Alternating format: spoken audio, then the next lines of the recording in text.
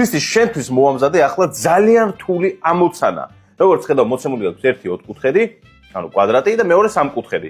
ერთი ასანთიზღერი ისე უნდა გადაადგილო, რომ მიიღოს სამი სამკუთხედი. შეუძლებელია. შესაძლებელია, ქრისტე შეუძლებელი რომ იყოს, არ მოვიტანდი მაგას. ანუ შანსი არ არის, ორ წელს თუ მიიღე. სადე გოგო, ჯერ. აბა დაფიქრდი, რა შეიძლება იყოს პასუხი. ოთხკუთხედიდან ერთი ჩხი რო გადავიტანო სამკუთხედში, ორი სამკუთხედი გამომდის. დიახ.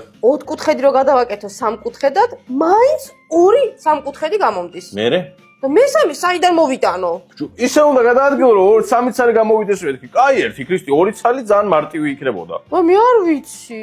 იცი, უნდა დაფიქრდე უბრალოდ და სანამ ქრისტე ფიქრობს, მანამდე კომენტარებში დაწერეთ, რომელი ასანთიზღერი უნდა ავიღოთ და სად უნდა გადავაადგილოთ, რომ მივიღოთ სამი სამკუთხედი. მართლა ვერ ვხვდები. ქრისტე, როგორი არის? აბა შენ ქუჩაში რო უსვავ ხოლმე ბავშვებს, რაღაც კითხვებს და პასუხებს ვერ გცემენ ხოლმე, ან ესე რო ვერ გადაადგილებ. კარგია?